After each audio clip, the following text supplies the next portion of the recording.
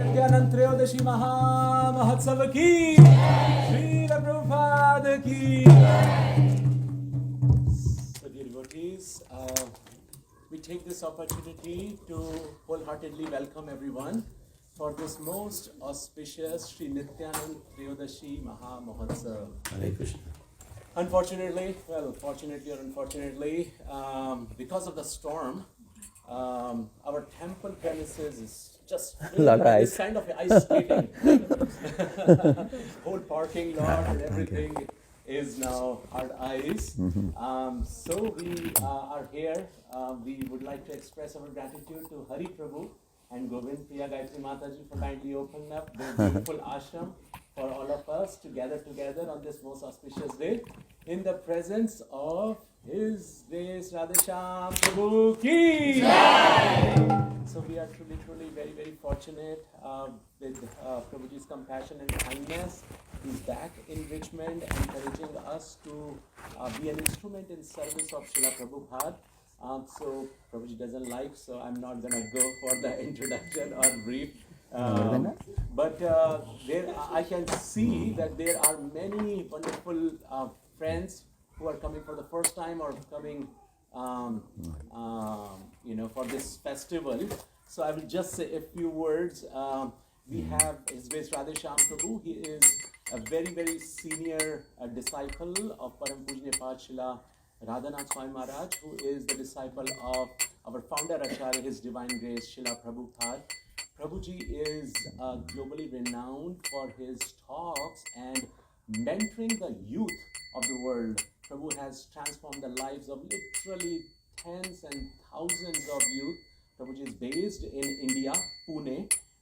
He is the temple president of Pune temple, also for the Hyderabad temple, and he's been traveling. He is now the global duty officer for America, and he comes twice a year and go to different places. Prabhuji is graduated from IIT Mumbai, gold medalist, and he's been loved for his very, very insightful, deep, realized talks, and we are very, very happy to have Prabhuji here.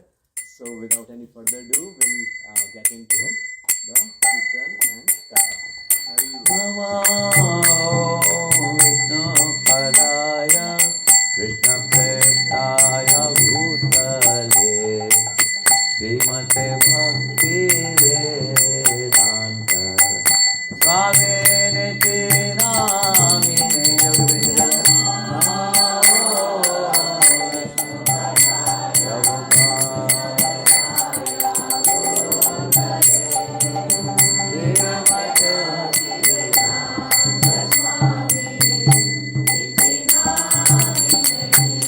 Namaste Saraswati Deve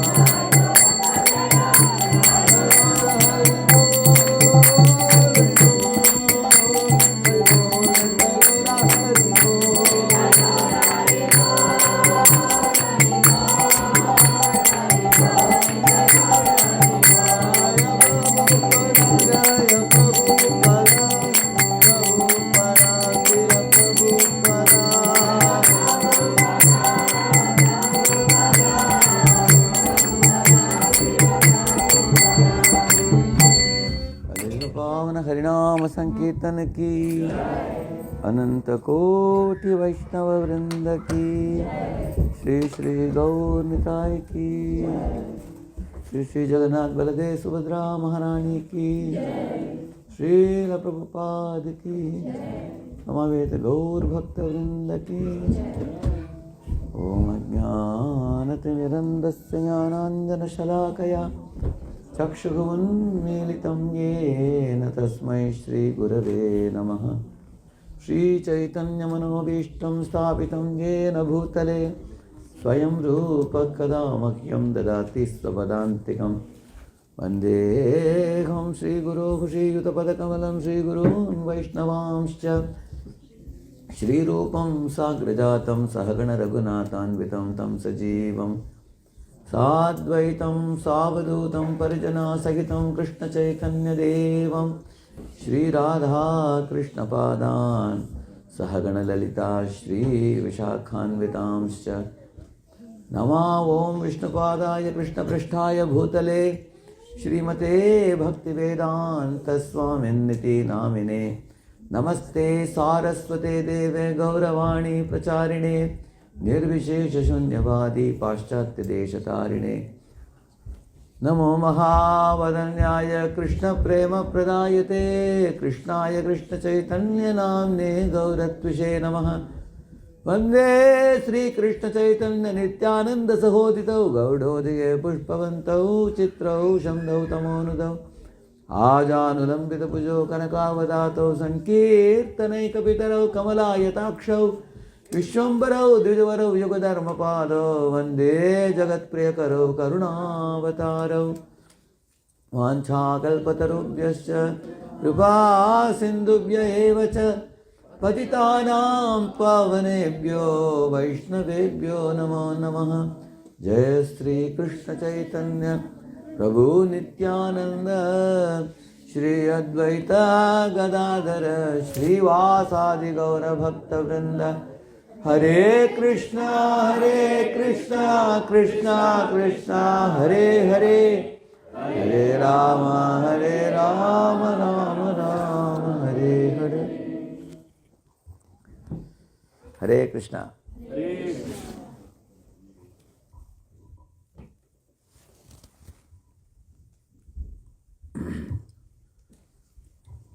I heard one extraordinary story of life from my spiritual master. My spiritual master was a 19-year-old boy when he came to India. He was an American boy searching for truth in India. At one time, he was going to various different religious people, different religions also, Buddhism, Christianity, Hinduism, everything he tried. At one time, he was in the association of one Rama Bhakta. His name is Ram Sevak Swami. So they were having Katha of Ramayana for about 2 to 3 months. So he stayed with them, daily hearing the Katha of Lord Rama's pastimes. When he was leaving them, the Ram Sevak Swami wanted to gift him something. He looked around and he found a stick and he gave it to him. And my spiritual master was thinking, generally you give some nice item when somebody is to be gifted, isn't it? Do you give a stick? Anyway, he thought because the monk is giving, I should not reject it. So he picked it up, he kept it with him. And then while proceeding to different places, one of the days, he got off the train to drink water. But he couldn't get into the train. You know, in India, how the trains are crowded heavily. He couldn't get in. The train proceeded further. Then he thought, okay, I am hitchhiking from one place to another, searching after truth. Let me find out in this place who is there. So he was roaming there. One of the days, it so happened, he was standing in one of the streets. Practically there was no one in the street. It was getting dark at night, 7 o'clock or so. Suddenly he saw a pack of dogs at the end of the street running towards him, foaming in their mouth. So he turned behind and saw, is there anybody else? Why are they seeming to be so angry? There was no one else. He was the only one. Then he understood, they are targeting me. I didn't do anything to them. I don't know why are they coming towards me. So then he prepared himself in the mind. It seems to me that they are going to tear me to pieces. Fortunately, the stick was around with him. He thought, I will whack the stick. When they came near, like that he was doing. So as he was whacking, the dogs would run away. And when you do like this, these dogs would come near. When you do like this, these dogs come near and go. They were coming, going. Like this they were doing. So 5, 6 dogs. So he thought, how long will I be doing this? They are just waiting for me to lose my stamina. And once I put the stick down, they will all pounce on me and they'll finish me. So he thought, but I will do my best. While doing this, he went behind. And then his back hit a door. It was somebody's house. He just pushed the door and the door opened. He went in and closed the door. It was completely dark inside. So the owner of the house, the man, put on the light and he saw some stranger inside the house. Immediately he went to the kitchen and brought a big knife. Hey, who are you? Thief. Maharaj is wondering, oh, this fellow doesn't understand who I am. And he didn't know the language because he speaks English and that fellow was speaking Hindi. And Maharaj didn't know how to convey to him. And the Maharaj kneeled down and then folded his palms. Like this he did. And the man understood, oh, he's a simple monk. He's not a dangerous fellow, the stranger. And he also heard the dogs screaming outside. Out of fear, this fellow has come in. He understood that. And then with the same knife, he cut some fruits and gave him. Take some fruits and milk and go to rest. So he rested at night in his house. Next day morning, he got up and left. But he told us something interesting from this episode. He said, just as these 6 dogs were confronting me and attacking me, all of them together, and I was practically crying, I didn't know what to do, how will I escape? He said, all of us also in our life, we are confronted by our internal enemies, like lust, anger, greed, pride, envy, and illusion.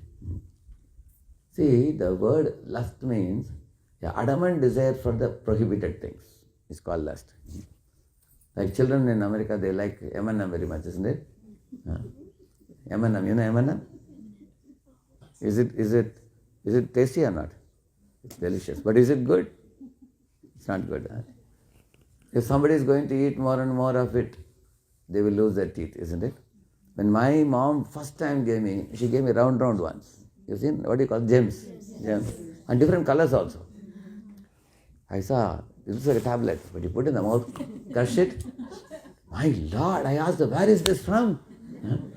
She showed me the packet. I said, give it here, I'll take care. I told my mom, take some 3 dozen packets. She said, you will lose all your teeth. Although it is tasty, you can't eat too much. But I would be very adamant to get more and more of it. I wasn't knowing. So, lust means adamant desire for that which is not good for us. That which is prohibited. My mom many times would restrain me, but I would shout and get it more and more until I lost some of the teeth. You got brown teeth. Later on you realize it's not good for you. So, at least this chocolate is allowed in some limit, but there are things which are more dangerous than this. One day my father brought this. Every day he would bring something in the night. I put my hand in the packet and I saw big, this much size, round, white balls in the packet. I tore the packet and took some 4 here, and I was running and mother caught my collar. She said, hey, give it here. She snatched it from my hand. I said, Papa has brought some Nitai, I want to eat it. She said, no. She said, this is not for you, this is for the cockroaches. I said, such a nice Nitai for cockroach? Not for me, not even one. She said, not even one. She said, dust your hand and wash your hand. I asked, why are you so cruel to me? She said, this is poison, she said.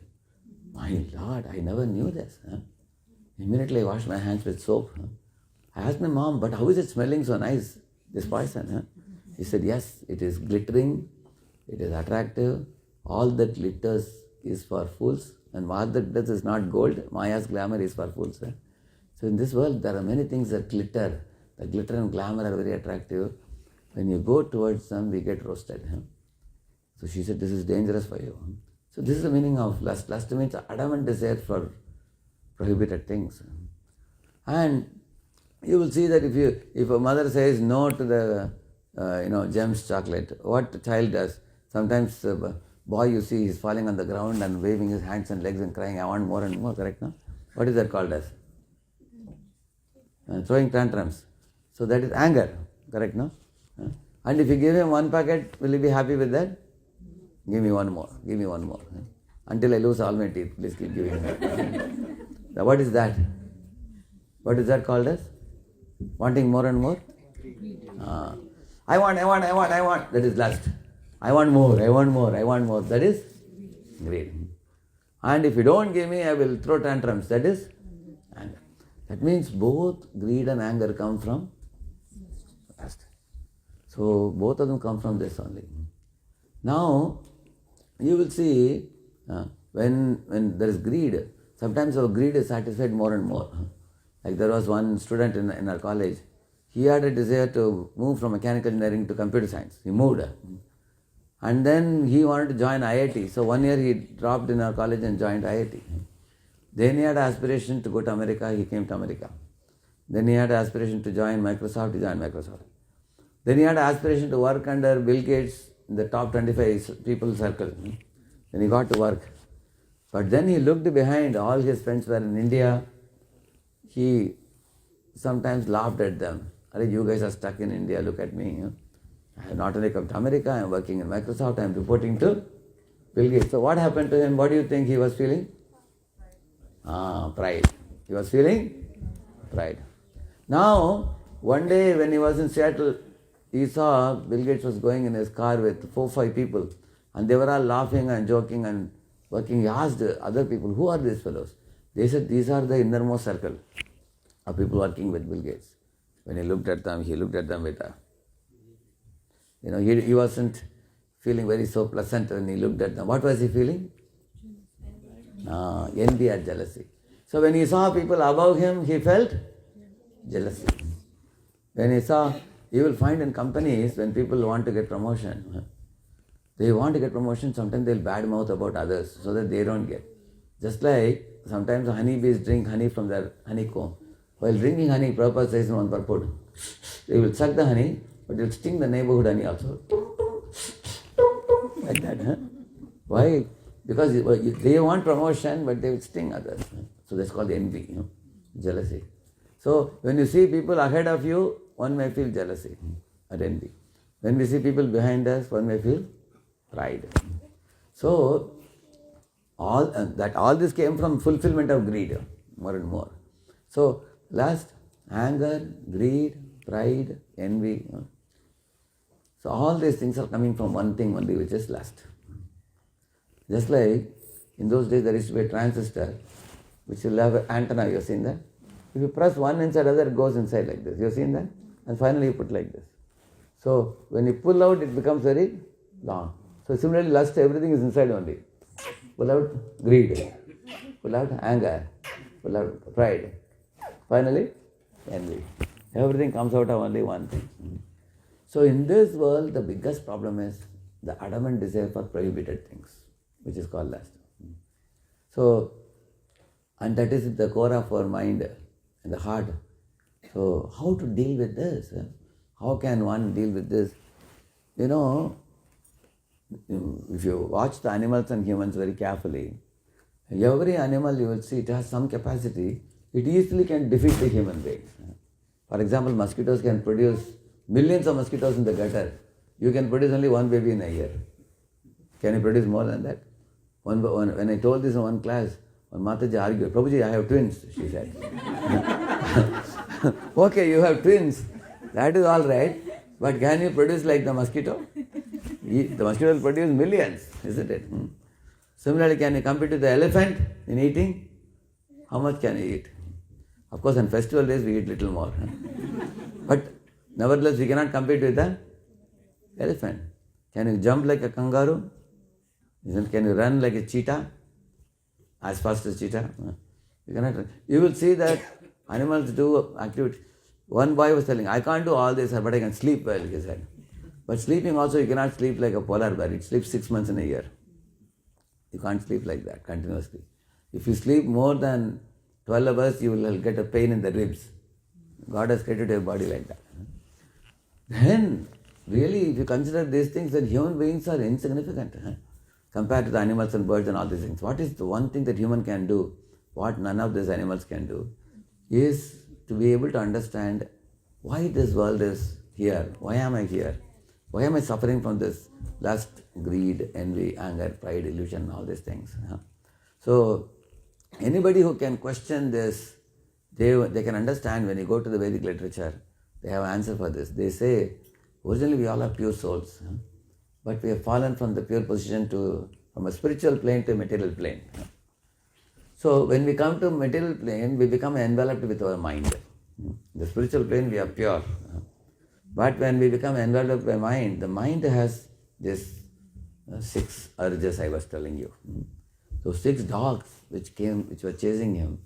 Maharaj was telling us, that I was able to whack them away with a stick.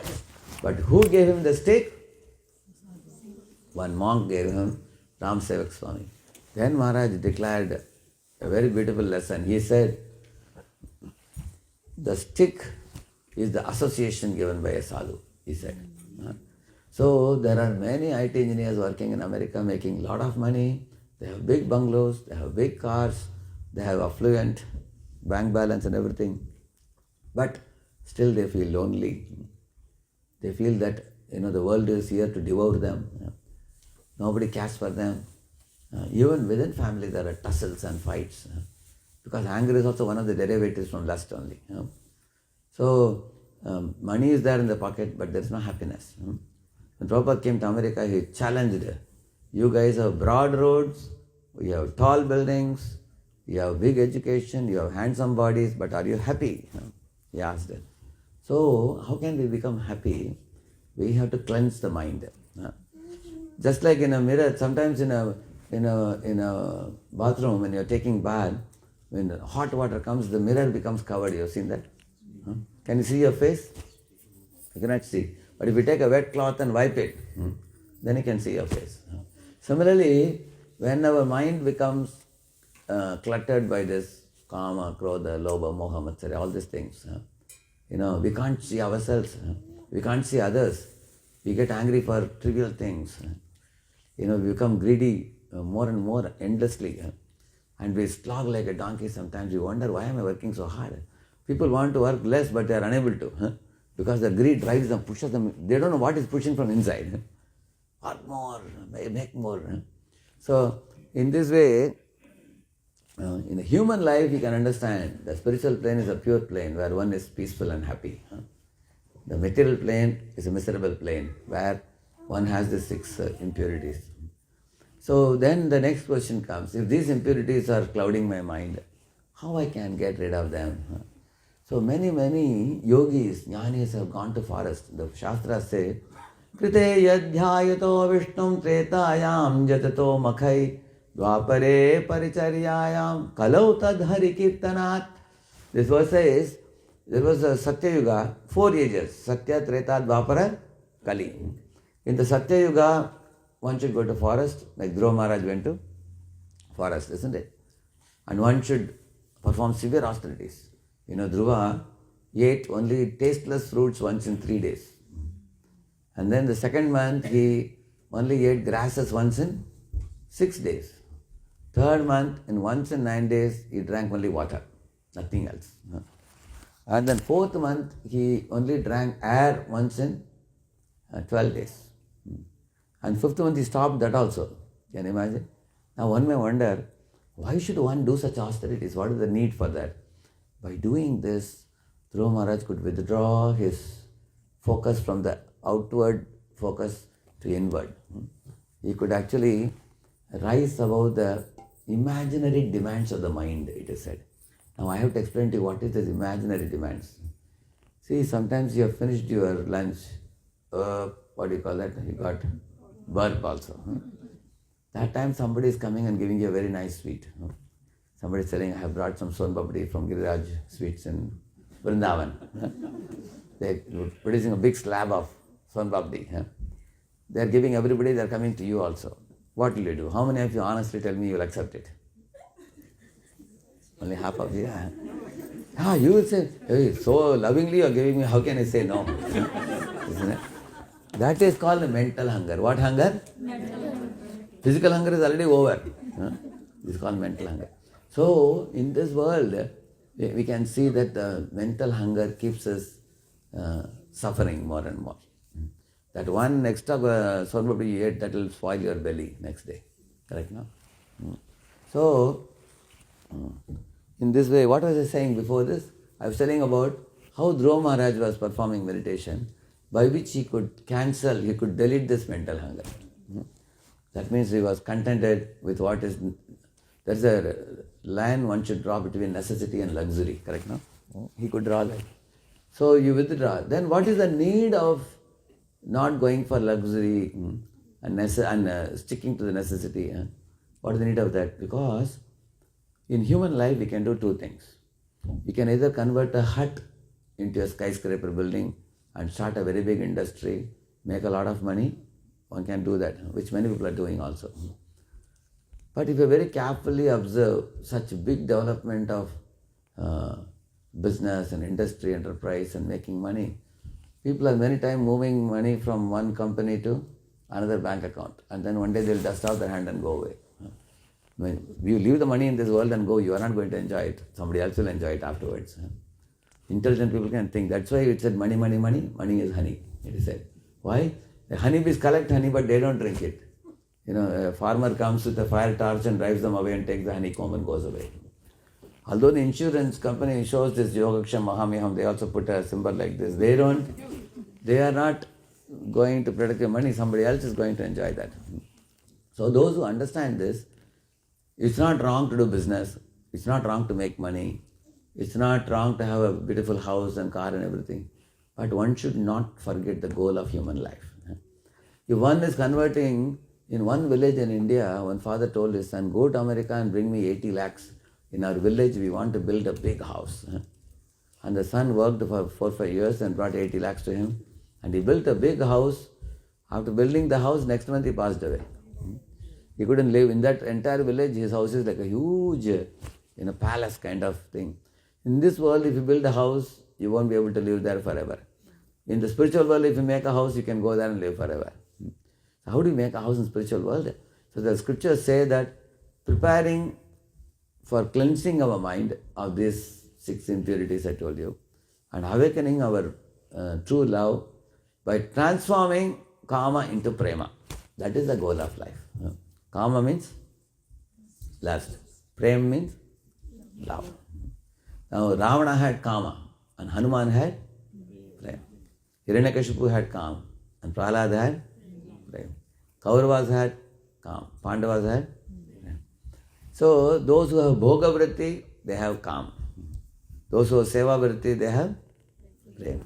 So in the spiritual world, what is that? Prema. Material world, that is? So the goal of human life is to bring about a heart transformation. Like some of you have come newly for this program today. When we go for this kind of programs, what is the meaning of association? 3 things. Please all of you repeat. Association means spiritual discussion, knowledge transmission, heart transformation. Then only there is association, correct, no? So there should be some spiritual discussion when we go to such satsangas. And there should be some knowledge transmission. You learn something new, something interesting, which will help you, to go from one level to a higher level. And ultimately there should be a change of heart. A cruel fellow should become a compassionate fellow. Like crying Arjuna became confident Arjuna in the Bhagavad Gita, in the battlefield of Kurukshetra, right? And cruel Mrigari became compassionate Mrigari. Similarly, if somebody whose heart is filled with lust should become a person whose heart is filled with love, that heart change should be brought about. So Dhruva Maharaj went to forest. His heart was filled with envy for his stepmother and he wanted to see her punished also. He had hatred and anger towards her. But after going to forest and chanting the holy name of Om Namo Bhagavate Vasudevaya and following the process, his heart became transformed. He cried tears of love for Lord Vishnu and hatred went away. His toxicity in his mind was cleared and he felt very light and very calm, cool, collected, peaceful and happy. All of us want to be like that. Sometimes in a country like this, people make a lot of money, but because of the competition, some people they love and some people they hate, some people they are angry with, some people they want to get back. So when our heart is filled with toxicity, we can't sleep peacefully, we can't be happy in life. So to be happy, you certainly want a clean heart. And Dhruva Maharaj cleaned his heart in Satya Yuga by going to forest. And in Treta Yuga, Tretayam Ajito Makhai, Treta Yuga they used to perform yajna, sacrifices, elaborate sacrifices. You need a huge amount of money for that. Kings used to perform, like Rajasuya Yajna and all, kings perform. And Dwapare Paricharyaya. In Dwapara Yuga, they would do elaborate temple worship. Go to the ancient temples and see how huge they are. So how they have built the temples, and the puja would be happening all day. Laksharthana and all they would do. And now in Kali Yuga, the age has become, the last age is the fourth age. In Satya Yuga, people live 100,000 years, 1 lakh years. Treta Yuga, they live 10,000 years. And Dwapara Yuga, they live 1,000 years. And Kali Yuga, people live 100 years. Not even 100, sometimes less than 100 also. Isn't it? If somebody touches 100, their photo comes in newspaper. Isn't it? And after the photo comes, next week they'll pass away. Isn't it?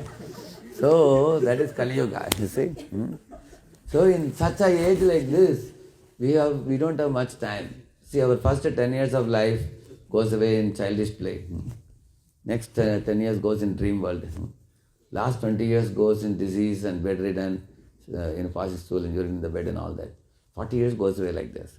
The balance 60 years also, if a person sleeps 10-12 hours a day, half the time is gone.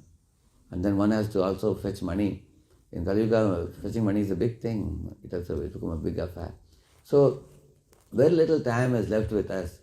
Therefore, the all-loving Supreme Lord has kept a very simple method for this age. It is very, very easy to perform. Anybody can perform. So, in all the literatures, I can go to 3 dozen verses if you want, but all the verses say only one thing. Instead of that, so I'll quote only one very important verse you all can repeat after me. Hare Nama, Hare Nama, Hare Nama, Hare Nama, Hare Namaiva Kevalam, Hare Namaiva Kevalam, Kalau Nastyaiva Nastyaiva, Kalau Nastyaiva Nastyaiva, Nastaiva Gatiranyatha, Nastaiva Gatiranyatha. So this verse says, 3 times it is said, Hare Nama, Hare Nama, Hare Nama. It says, not by karma, not by jnana, not by yoga, one can perfect life in this Kali Yuga. Because these processes are all very difficult to cleanse the mind, it will take a long time, and one cannot do those kind of austerities these days. We are living in city, we have a job, we have family to raise, life is super busy. So the easiest thing that is given to us is chanting of the holy name. Hare Nama, Hare Nama, Hare Nama eva kevalam. 3 times it is emphasized. Sometimes you tell the milkman, hey, get me 4 packets of milk tomorrow because we have a special guest in our home. And that fellow says, okay. And while going, you again remind, hey, don't forget. Again, from the top of the building, sometimes the people shout at him, don't forget tomorrow. When you say 3 times, it's confirmed. So, one should chant the holy name in this age to cleanse the mind. Like I told you, Cheto Darpana Marjanam. Like a mirror, and the mirror is covered with some vapor or dust. You can't see yourself. So you can cleanse it with the chanting of the holy name. So this chanting of the holy name is there in the scriptures, even in Satya Yuga also. Satya, Treta, Dwapara, Kali. But in this age, other than chanting, we have no power to do anything else. In Satya Yuga, they would chant also and go to forest also and fast also and many things. Ashtanga Yoga also, they would do all those things. Now we cannot do those things. Only this is the only thing possible. So, in this age, in order to distribute and reach this holy name to all the living beings, Krishna and Balaram, who came in the Dwapara Yuga as Krishna and Balaram, they appear in this age as Chaitanya Mahaprabhu and Nityananda Prabhu. In Bengal, when Lord Chaitanya appeared, many people questioned Bhaktivinoda Thakur and others, where is the evidence that this is Krishna Balaram? So he translated one of the part of Atharva Ved called Chaitanya Upanishad. And 500 years ago he appeared, but the beauty of this avatar is, when Krishna and Balaram appeared, they killed so many demons. You must have heard Krishna killed Putana, Agasur, Bakasur, so many demons. So Lord comes to kill the demons, protect the devotees and establish dharma. This is said in one of the verses in the Gita. Isn't it? Paritranaya sadhunam vinashaya cha dushkritam dharma samstapanarthaya sambhavami yuge yuge. Lord says that every yuga I come to destroy the vicious, protect the virtuous and establish dharma. That's the purpose for which I descend in this world.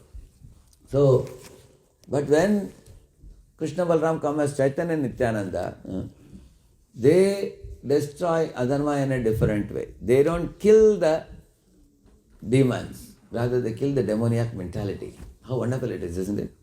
Like if you go to a doctor with a disease, the doctor says, finish this fellow, you'll be shocked.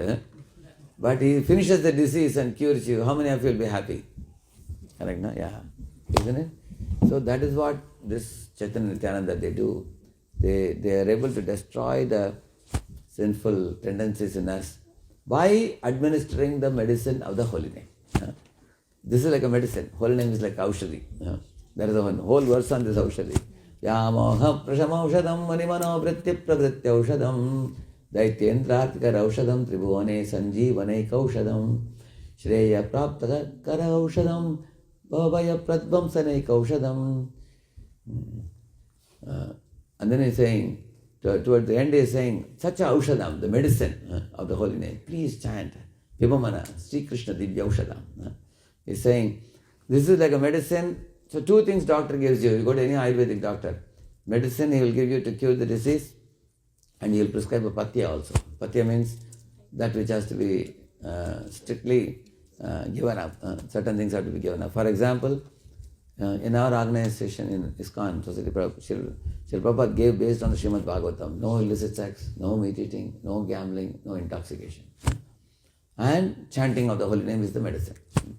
So eat this chanting of the holy name like a diet and follow these four regulative principles. So 500 years ago when Lord Chaitanya Mahaprabhu and Nityananda Prabhu they appeared, Balaram, who had killed so many demons with his plow, now when he appeared as Nityananda, he is seen as the mercy personified. So Chaitanya is Krishna and Balaram is Nityananda. In the Bhagavad Gita, Lord Krishna says to Arjuna, if some living being is not interested to go back to Godhead, leave that fellow.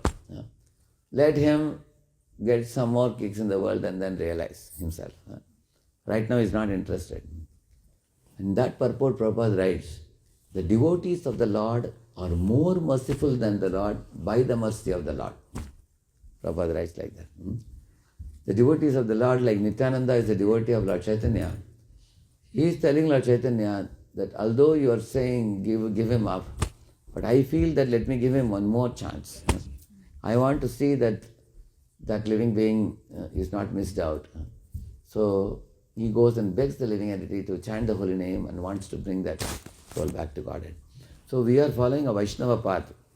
The Vaishnavas have one unique characteristic which even Lord Vishnu adores. That is called as the crest jewel qualities of a Vaishnava is compassion. You will find Sripad Ramanujacharya, when he was a young man, he went to one guru who 18 times he had to go to the guru. At last, so at last the guru entertained him and then he gave him a very rare mantra which he said, it's a secret mantra, don't give it to anybody. By uttering this mantra, you can go back home, back to Godhead. Keep it with you confidentially and you chant it. When Ramanuja came out of the house, he thought, if this is such a nice mantra that everybody can be delivered, and Guru told that in case I give this mantra to others, I will go to hell. Let me, one man, go to hell. Let thousands of people go back to Godhead. So he climbed up a Gopuram. And from the top of the Gopuram, he welcomed all the people. Oh, people of the world, everybody come here. I am going to teach you the mantra which will purify your heart and take you back to God in this very life. So many men, women, children, everybody came and offered obeisances and were very much yearning to get that mantra. And he pronounced the mantra, everybody repeated. The whole village was reverberating with the mantra. Hearing this, the Guru became very angry. He called for Ramanuja. He said, what have you done? I said you shouldn't give it even to one person, you have given to the whole village. And then Ramanuja revealed his heart to him. He said, Guru Maharaj, see this, let me one person go to hell, let them all benefit. Seeing his compassionate heart, Guru embraced him and cried tears, glorifying Ramanuja. Now, this mood of Ramanuja is seen in many, many other Vaishnavas. Prahlad Maharaj in one verse says, Prayena deva munayasva vimukti kaman maunam charanti vijane na parartha nishtha Naitan vihaya kripanan vimamukshayeko nanyam tvadasya sharanam brahmato nupashye. He's telling, I don't want to go to Himalayas and be a Mauni Baba and get my own moksha, liberation from this world, and go to the spiritual plane and be happy myself alone. Rather, I want to go around and tell this knowledge to hundreds and thousands of people and take them all back to Godhead. And then finally I will also go. Like that, who is saying? Prahlad is saying. See, in YouTube, they had put one video. We are taking an interview with a Baba in the Baraf Baba, who is in Himalayas. He is in the midst of ice. So one reporter is telling, आइए आज हम मिल रहे हैं एक बर्फ बाबा जो बर्फ के बीच में रहने वाले हैं हिमालय में. हम थोड़ा प्रश्न पूछते हैं, क्या जवाब देते हैं, सुनते हैं, आइए. I thought he told, and then he went to him, Baba Baba ran away. Why? Because that Baba Baba was a Mauni Baba. Maunam charanti vijane naparartha nishtha. These people keep maun and they practice meditation for whose moksha? Their own moksha. But Srila Prabhupada says in his books, but he wanted ISKCON devotees to live in the heart of the city and not live in Himalayas for one's own deliverance. We should go door to door, give people spiritual literature, give people prasadam, give people the holy name, chanting japa. And that's why Divyanam Prabhu and his good wife and children, they are here in the city. Prabhuji has his own job and everything. But he started going door to door and meeting people. And then a group of devotees came, and then those group of devotees started preaching. We started multiplying. Now the community is now expanding more and more. So, like one gentleman and his family, they are taking interest in giving to others. Our movement is a giving movement, not a grabbing movement. Vedic culture is what culture? Giving culture, not a grabbing culture. You will see, Paropakaraya vahanti nadya, Paropakaraya duhanti gavva, Paropakaraya phalanti vriksha, Paropakaraya idam shariram. Like that there is a verse. The sun is giving light, the moon is giving light, the clouds are giving shower, rivers are giving water, cow is giving milk, tree is giving fruits, plants are giving flowers. What are you giving to the world? So one day, when I asked this, one boy said, Sir, what I give, I pass toll on the earth, that's all. What else you do? What do you do for the earth? For this Mother Earth and for the people living on the earth, what have we done? Most people in this world are living a life of I, me, mine culture. Me, mine, and I. This age is called me culture. So, actually, God himself is selfless, and the whole nature shows how selfless God is.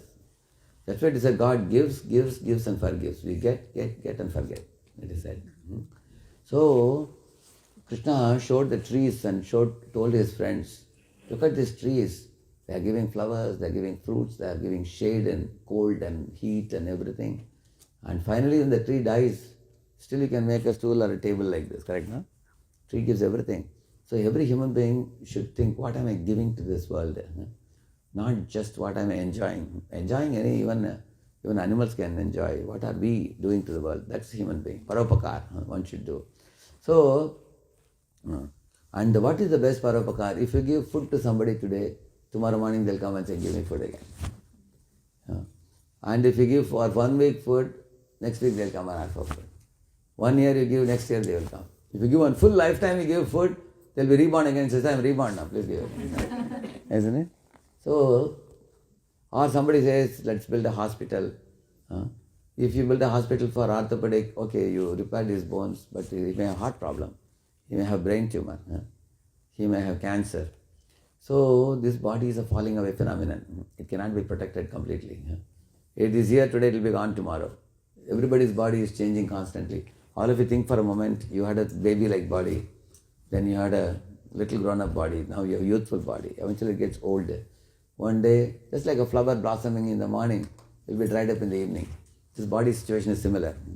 So you cannot do any good for this body. The greatest paropakar we can do is to help people clean their hearts by distributing the holy name. Because once they clean their hearts and by chanting the holy name and awakening love for God, they transform lust into love, then they will go back to the spiritual plane from where you never fall back. Yad gatva nanivartante tadnama paramam mama, Krishna says that. So then you would have done the greatest service. When Srila Prabhupada came to Pune, there was a very big millionaire, Bari Malhotra. And he is the president of top management consortium, they call it in Pune. The 50 richest people in Pune, he is the leader of all of them. He is the president of the club. So he invited Prabhupada to his home. And he asked the question, Swamiji, why you people are building a marble temple? What is the need? If you ask me honestly, you better sell off those marbles and feed the poor. That would be a greater service. Like that he was telling. And Prabhupada told him, see, you are a big man. You have friendship with Tata, Birla and all those people because he meets them time to time. So let us say that one of your friend's son, he got lost and he is roaming in the street. So, say one man is giving the child food and the child is eating food and still crying. Somebody is giving him medicine, he is eating medicine and still crying. Somebody is giving him clothes thinking the child is wearing tattered clothes. The child is still crying. And the fourth man picks up the child and sends him back to his millionaire father, saying that, sir, your son is lost, he is here, I found him. And he giving back. So Prabhupada asked him, out of the four men, who did the best service? He asked. And Malhotra naturally said, who? The fourth man. He said, and Prabhupada said, that's what in ISKCON we are doing. He said, really, how? He said, Prabhupada said, we are going out, we are getting the people to come and we are teaching them the holy name, we are giving them the Gita Bhagavatam, giving them the knowledge of their eternal Father Krishna, and we are making a way for them to purify the heart and go back to God. Doing that. When Malhotra heard it, he was moved to tears here and this. He said, Swamiji, I was so much covered over, I couldn't understand it. So the very same day he went to market and purchased one, this much size, one Krishna dollar. And he said, I am going to wear this. That day onwards he became Krishna Bhakt after that. And all his life he wore it. And every day evening in his house he kept bhajan. He called many millionaires, almost 20-25 millionaires would come to his house. Every evening he would do bhajan in his house and read Bhagavad Gita Bhagavatam. He became Prabhupada follower, staunch follower in Pune. So, in this way, the greatest service is done when we connect people to their eternal friend Krishna. And this is what was done by Lord Nityananda. Lord Chaitanya Mahaprabhu would send Nityananda out door to door. And one last thing that I am going to say in conclusion is the unique style of Nityananda Prabhu's preaching, how it is much different from the traditional religion. This is very important to know. Traditionally, if a person is, you will see that in Gurukulas and all, those boys will be called who are very serious about practicing, correct, no? So, and they respect the teacher, and they go, and the parents put the children in Gurukula, and then the children learn from the Guru. Or even the Grihasthas also, if they go to a Guru in a temple, the relationship is one of respect, and they are in a mood to learn, and the knowledge is given. But Nityananda's style is totally opposite. He doesn't wait for people to come to him, sit down and hear. He chases after people. He goes door to door. That's because Lord Chaitanya Mahaprabhu told him, Shuno, Shuno, Nityananda, Shuno, Haridas, Sarvatra Amara Ajna Koro Prata.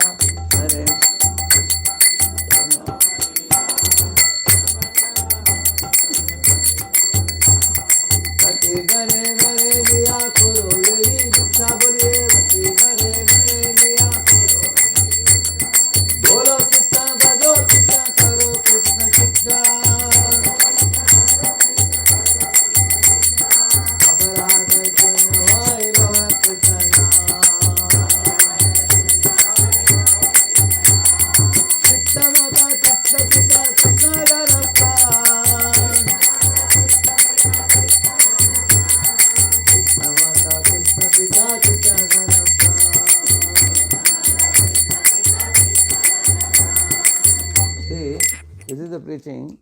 He would go door to door and tell people, Please chant Krishna's names. Please study Gita Bhagavatam. Please worship Krishna. Krishna is your mother. Krishna is your father. Krishna is your life and soul. This is what he is preaching. He didn't ask anything. He said, I have not come to ask you for anything. I have just come to give you the gift of the holy name. And see, when you are sick, you go to the doctor, correct, no? When you are terribly sick, doctor comes to your home. So in Satya, Treta, Dwapara, Yuga, people would go to the forest and meet the saintly persons. But in Kali Yuga, the reverse. Saintly persons have to go to the people, door to door. You go to that door because people are too sick. Then you go and at the door and wake up. Most houses, they open the door, you will see them watching TV. In India, typically. So then they put out the TV and they hear you. You give them Krishna consciousness. So this is one unique thing. Another thing I told you, when people would go to the monks and all, they would sit and hear sages with a long beard sitting and giving upadesh and people are listening, correct, no? People are respectful listening. In Nityan Prabhu's case, when he would go to the homes and call the people, some people would be skeptical. Hey, why are you coming to our home? I think you want to see what furniture, what all we have, so that night he can come and steal. I think you want to measure, you want to make assessment of our home. Get out. They would be very skeptical about him when he would go. So, and they wouldn't chant very easily. Some people even called ill names. There were two ruffians called Jagai Madai. They even were pelting stones. They were chasing behind him, and Nityananda and Haridasa had to flee away. That's the kind of preaching Nityananda Prabhu did. Because he is a very merciful personality. He is trying to, because it's just like, when I was a small kid, my mom took me to one child specialist doctor. He put an injection. Of course, he didn't put an injection directly. He showed me 4 Nitai bottles. He told me, which one you want? He asked. I said, all 4. Because I will try out how it looks. So he gave me 2 here, and I was looking at them. That time he gave injection. And my mother was firmly holding the hand. And I was shocked. By the time I screamed and tried to take off the injection, it was over. He finished. And I screamed. I punched the doctor also. And my mother was saying sorry to the doctor. And doctor said, no, I'm used to it, I'm a child specialist. All children give me dose. So Nityananda was like that. Nityananda may get sometimes even punches, even at the cost of Marikhe, Prem diye, said. Nitai Chaitanya bole nache raya marman. Nitai Chaitanya bole nache raya marman. Nitai Chaitanya bole nache raya marman.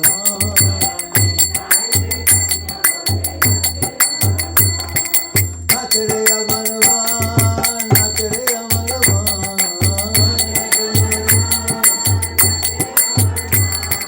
Goyal to nahi hai.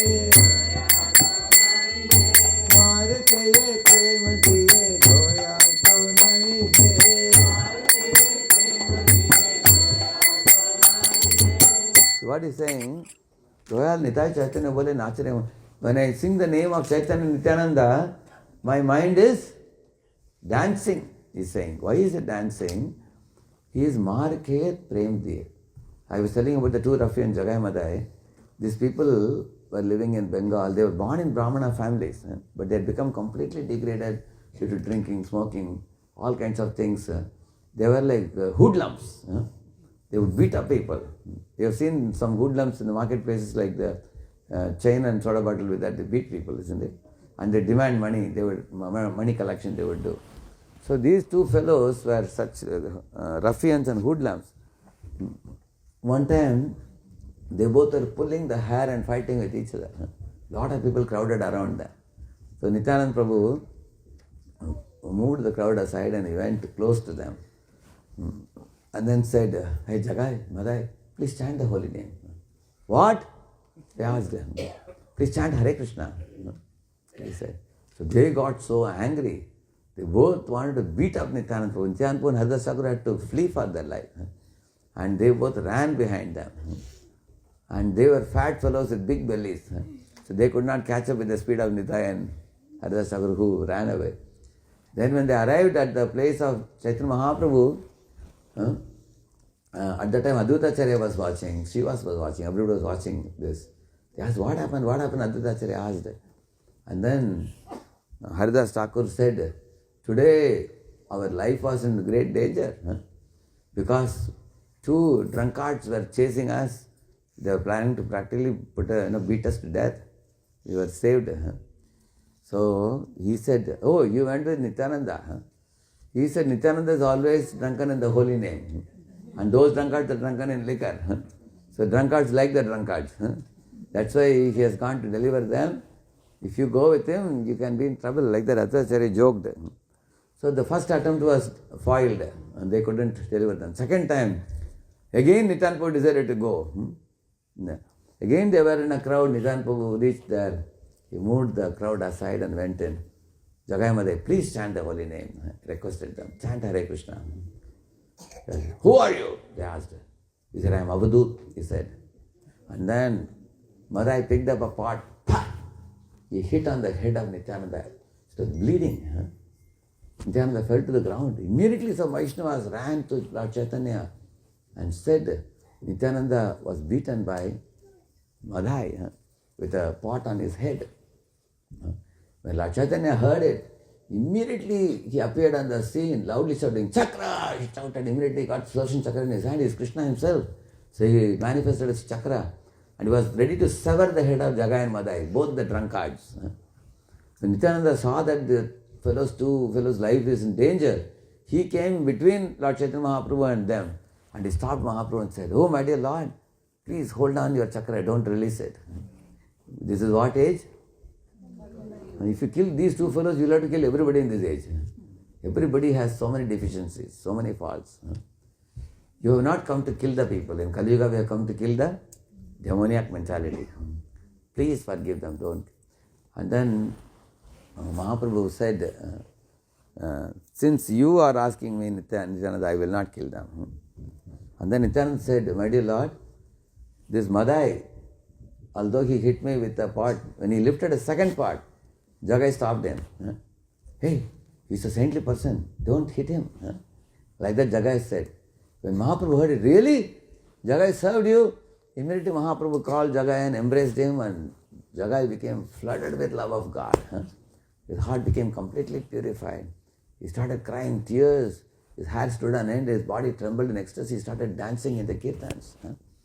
Seeing that, Madai said, my dear Lord, we two are brothers and we have always done all activities together.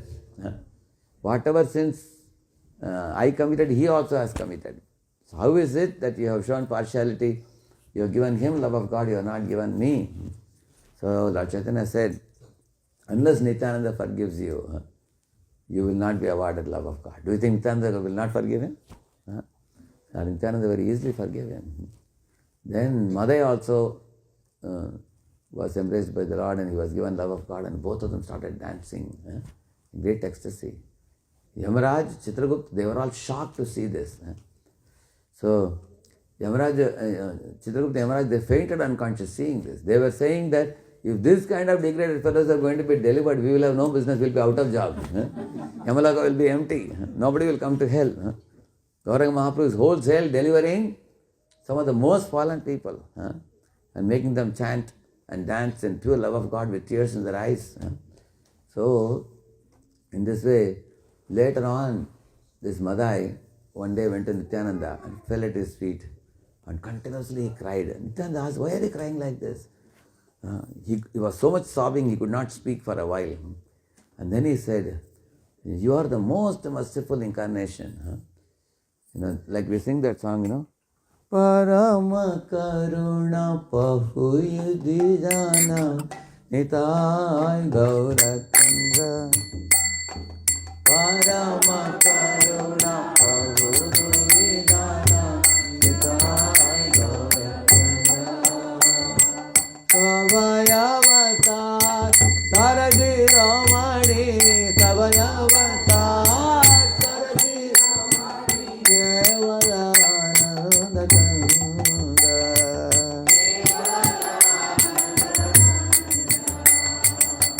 Bhagavano Bhai Chaitanya Nitai Sudrida Vishwasa Kori.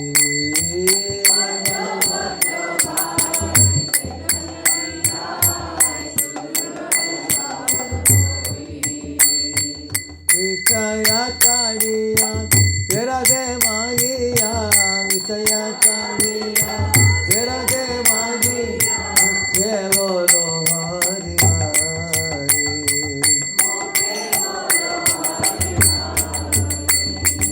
Eko More Bhai, Tribhuvane Nai, Yamana Dayala Data.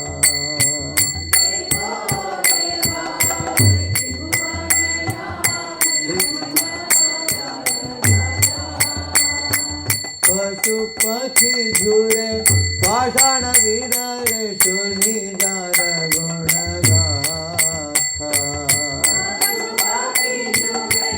पाषाण विदरे सुनि jar गुण गाथा संसारे मादिया कहिले podia से परे न गिलो आशा संसारे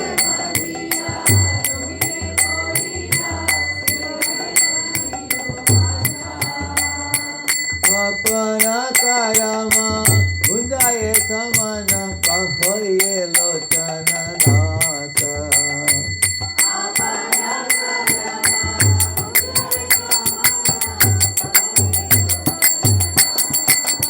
जय गौरानिता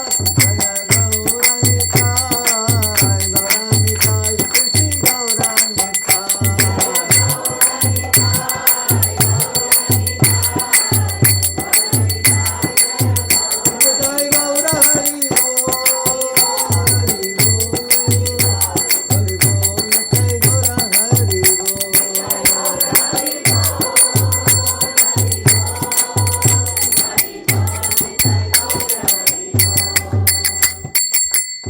So in the song it is said, even the forest birds and animals would, cry tears by seeing Lord Chaitanya Mahaprabhu made even the tigers and deers, roar the holy name.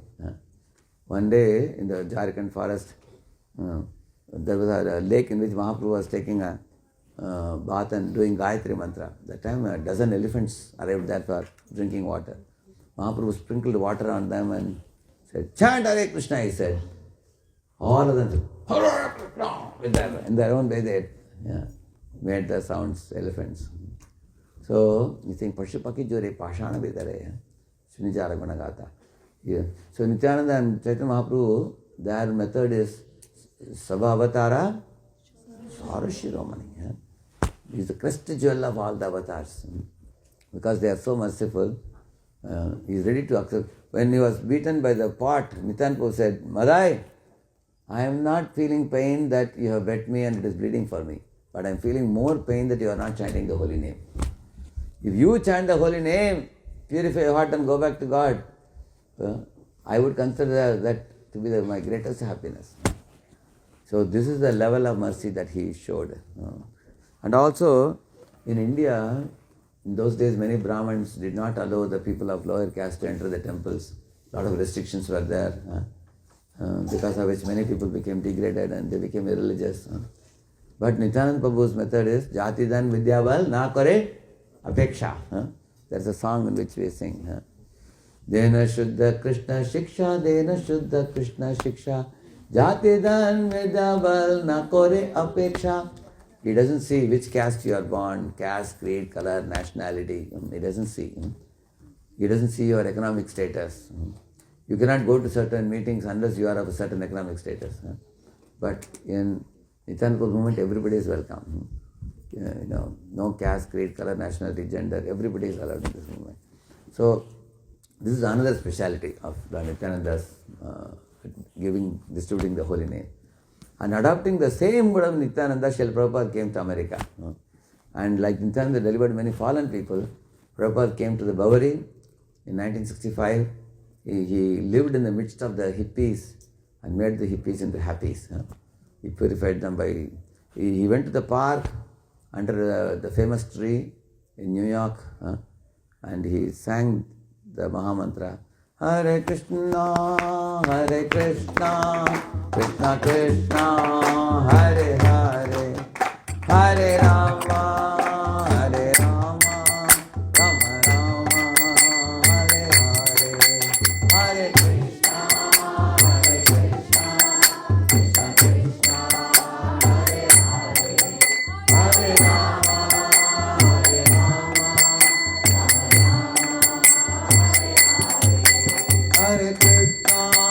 Hare Krishna, Krishna Krishna, Hare Hare, Hare Rama,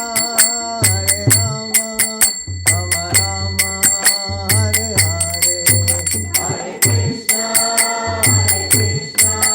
Krishna Krishna, Hare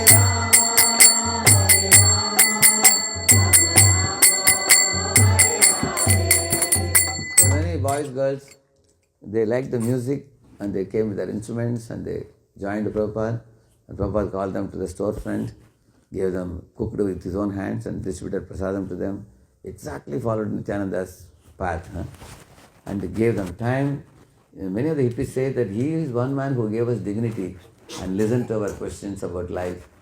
So they didn't respect the teachers in the college. They didn't respect the parents. They didn't respect the government. They had kicked off everything. It's called counterculture. But here is one old man coming from India, and to that too a man who was 70 plus. The hippies developed such a fondness for him. They could see he's a God man, one in a million, who is amidst us. And he gave them prasad. He gave them holy name. You know, hippies who were growing long hair. There was one Sandy who came. His jata would go from the head to the ground. His whole body would be sand. Sandy means his whole body was sand only. You know, and very stinking body. He would take bath once in a month. So he came. Prabhupada entertained such hippies also. And later on, they clean shaved, wore tilak and wore kantimala and had the japa beads and became perfect gentlemen and ladies. And Prabhupada said, "You look like you guys are descended from Vaikuntha," Prabhupada said. They got transformed. So Prabhupada carried the Nityananda Avesh and came to America. And rest is history. You know, he established 108 temples within that 12 short years. Now there are more than 1,200 temples now. ISKCON has now, worldwide. After 1977, he has given such a blueprint for expanding the society worldwide. ISKCON has distributed more than 60 crore spiritual literature, all across the globe. So the mercy of distribution of the holy name of Lord Nityananda is still happening through great acharyas like Srila Prabhupada and his disciples. So it's going in nook and corner. All of here at Richmond, you have the opportunity also to not only take to the chanting of the holy name and cleanse your heart and awaken love for God and go back to God, but you can also do that with others. You can bring more people in. Because if a human being doesn't perfect his life, he will have to be reborn over and over again. Just like, you have 100 bugs in your program, it's not running properly, you only have to debug it. If you debug 20 today, tomorrow you'll start with 21. If you did up to 60, you'll start from 61. Similarly, every lifetime is given for the jiva to debug his, 6 impurities which I told you. You all are debugging. By coming to Krishna consciousness, you're debugging and cleaning the mind, cleaning the viruses. If you don't do it now, you'll have to do it in future lives. You have to be born again and again. But if we clean up the heart completely, in this very life, we can go back to God. So today is the auspicious day of that Nityananda Prabhu whom I was talking about. It is his appearance day today. So he's in a very, very, already is merciful, he's in extra merciful mood on his happy birthday. So we can pray to him. Please look at me with your merciful glance and purify me. Cleanse my heart. Haraka Nitai Tande Karuna Hoire Kamsara Vasana Mora Kave Tutsava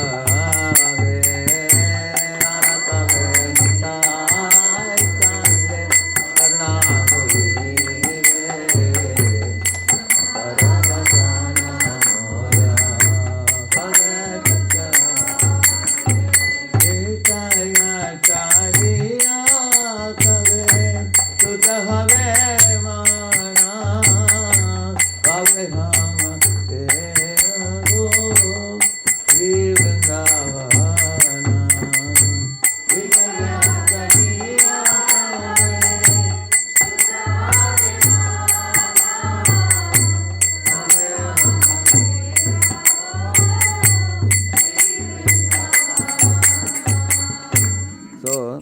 beauty of Nityananda Prabhu is he doesn't, suppress the desires in our heart. He doesn't destroy them aggressively. He disconnects our emotional feeling towards the impure desires. And he uplifts our emotion towards Krishna. That is his beauty. Actually, his merciful disposition is so powerful. Anyone who hears his pastimes, their heart will melt. And when we develop higher taste, by developing attraction to Krishna and the spiritual world, you don't even know where are the old desires gone. They will all go far away. You will develop a higher quality of desires. So we will pray to Lord Nityananda to bless all the devotees and all of us, and we purify our heart very soon and become instruments in his hands in such a manner that we will be able to follow in the footsteps of Prabhupada and his disciples in reaching out to more and more and more people of America here, where you are all living. So thank you all very much.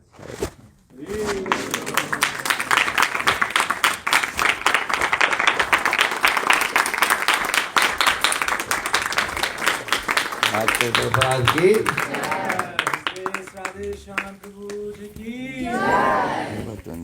jai.